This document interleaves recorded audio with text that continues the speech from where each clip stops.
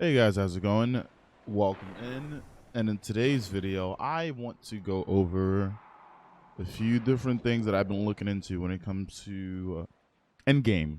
Endgame, what I mean is like higher level content, like 1030 Nightfall, 1030 Nightmares, and getting ready for a Grandmaster Nightfall. And also what we have to work with this artifact for this season. Now, that being said, if I go through our artifact this season, we can see that when it comes to anti-barrier, we have SMGs and we have sidearms. In this video, I'm going to be going through the roles or the weapons that you may want to go after, especially if you want to tackle endgame content. I also have a few more hidden things I feel like some people know and some people don't know, right? So I'm gonna go through it, and at the end of this video, I'm also gonna put a few clips just to show what I mean by that.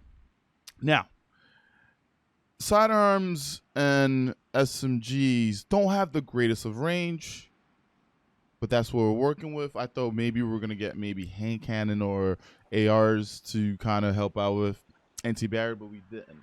All right. First thing I want to say is Vorpal kind of surprised me. Vorpal became the one of the things that surprised me this season on a weapon, and I will have a clip at the end as well. Vorpal actually works well against champions, especially if you have anti-barrier on it. So I know a lot of people came in my chat. I was like, man, EK, what are you going for? What weapons are you going for this season? So let's do this. I'm going to go to the Gunsmith website, and we're going to go through a few different things. Now, sidearms don't really need Vorpal. They don't if you're up to light. They do if you're not. Or if you lack the range, you should definitely go for one. You're going to see me do a bit of menagerie as well today. If you watch my channel, I'm on twitch.tv/Ekuegan. The Drang Baroque is going to be something I'm personally going to be going after. Why am I going after the Drang? The Drang can roll full bore, armor piercing, disruption break, and shield disorient. Why do I want that? I want that because it is going to make my kinetic weapon a lot stronger. So the thing about disruption break that most people don't understand is that if you break an anti-barrier shield, disruption break kicks in. You get to do 67% more damage with your kinetic, but it's not just for you, it's also for your fire team. And I believe Grandmaster is going to be limited to reses and what you can do.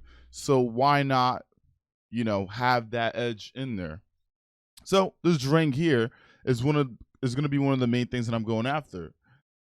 Also, looking at the mods this season and what Bungie's bringing in, especially when it comes to the new seasonal mods, like in general, a lot of them have to do with the Seraph weapons, which is what brings me into this page here about the 7 Seraph SI2 sidearm. I believe this is going to be one of the meta guns. This thing is really, when I look at the base stat, is pretty neat. It is a 360, has 15 in a mag. This thing can roll with Vorpal. Personally, if I'm going to go against Shield, fully auto would be something that I would like to have. Full bore, and since I don't have armor piercing nor high cal in this category here, with a gun holding 15, I think I'm going to go accurize in some range. What this is going to do is this is going to allow me to shoot enemies a little bit further, especially if we're going into a 1060 Nightfall or 1050. I forgot the exact level. I don't want to be too close to the enemy, especially when res are limited and you're adding more reses when you kill a champion. I don't want to die to the one champion that I want to get extra lives off of. All right. So when this comes out next week, make sure you keep an eye out for it because this is going to be another thing to have. Going back to my game screen right here, we have things like defeat a combatant with a 7 Seraph weapon has a chance to drop a Warmind cell. And then the Warmind cell has different things. Like this one right here creates a burst of suppressive void energy. That means that you deal less damage to Warmind cells, but whatever is basically you suppress enemies around you so you can do more damage. There's stuff like burn and cell. When you destroy one mind cell, it creates a burst of solar energy that causes enemies to burn for several seconds. So having a weapon that not only can get, the anti-barrier mod on it, but that weapon can also do more for you is an awesome thing. I've been doing a lot of, legendary law sectors, and you guys been asking about that too. I've been farming for this SMG. Where are we, buddy? Where are we? 7 Seraph. That is an S. I've been farming for this SMG. I've been trying to get this roll right here. All right? I've been trying to get a corkscrew, a pendamag, 4-time Vorpal.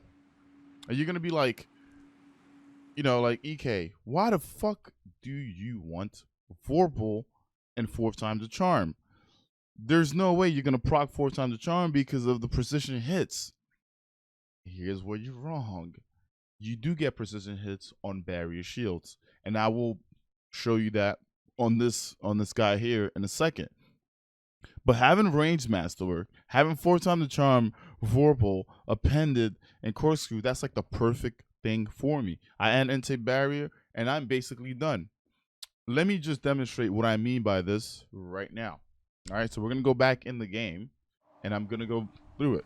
All right, so here we have this champion. All right, and I feel like when most people get a champion to put up their shield, they spam their weapon at the champion.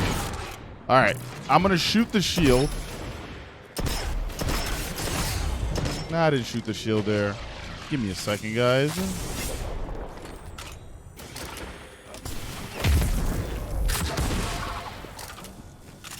Okay, I'm gonna shoot the shield, and you can see that I'm barely doing damage to the shield, right? It took me a few shots to take the shield off. Okay, I'm taking damage from enemies behind me, so give me a second. Hey guys, what's going on?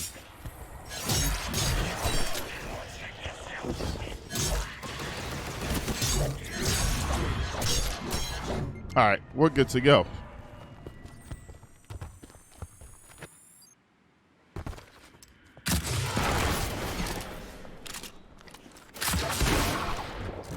All right, so as you can see, I'm shooting the shield, and it's giving me 33.99, 25.54, and it took me 7 shots. Oh my, they're back. Okay.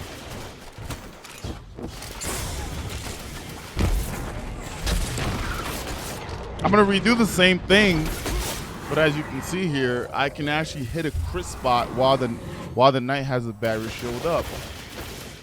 And it sucks that I'm getting like overwhelming at 10:30 nightmare hunt right now, but it happens.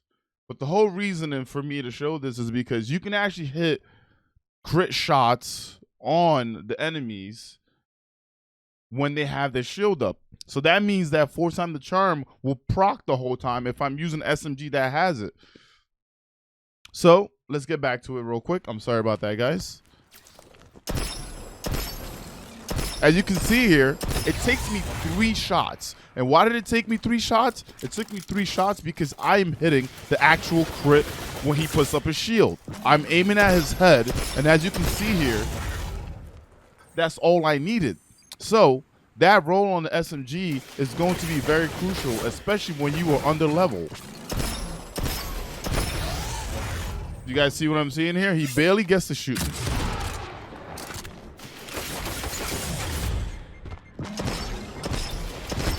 And another cool thing about this is that if I'm using maybe a disruption break weapon, normally it might take me a while to actually proc that off on the enemy, right? Because I'm just spamming at a shield. I don't know exactly that there's actually a crit multiplier because I'm thinking, hey, there's an overshield. That means that, I can't actually shoot him, but you can. That's the whole point of anti-barrier. You're able to shoot the enemy through the shield.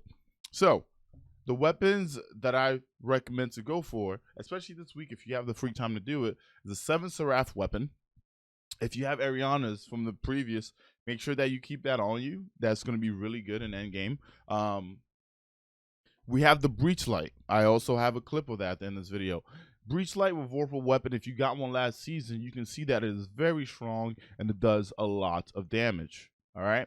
I'd like to thank you guys for watching this content. I do appreciate you guys coming to stream and asking me questions every day. I will see you on the next one. And see ya. Deuces. I'll just do damage one time. Let's see if he puts up a shield.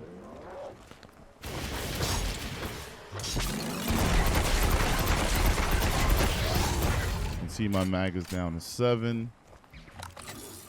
But we're gonna do it again just to see.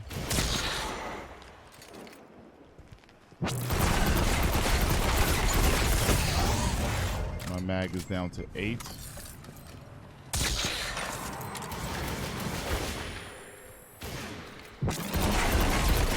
Also, I want to point out that you can also hit crits when you are shooting an enemy with a shield. A lot of people don't know that. So with an anti-barrier weapon, when you're shooting an enemy that puts up a shield, you get to do more damage to the head than you would to the body.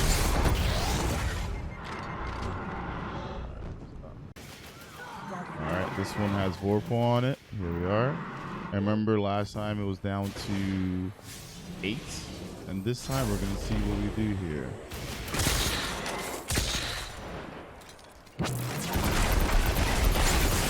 As you can see, I'm down to 10. If anything, it should have been 12, but we'll redo it again.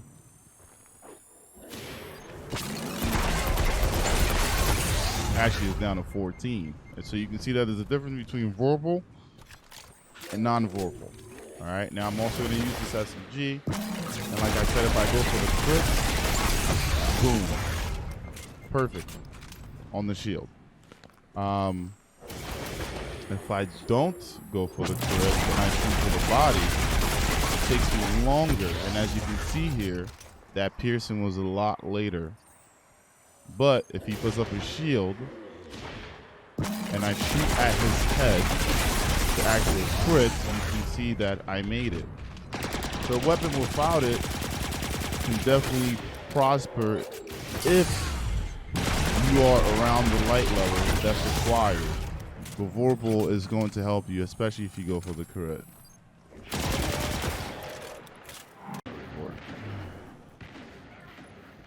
Mini tool, disruption break. I hit him.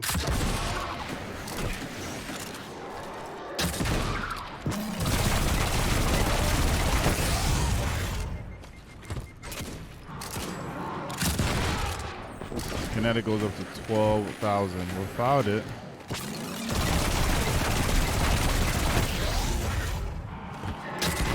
yeah, I do about 21,000 with disruption break. Now let's see let him get his health back.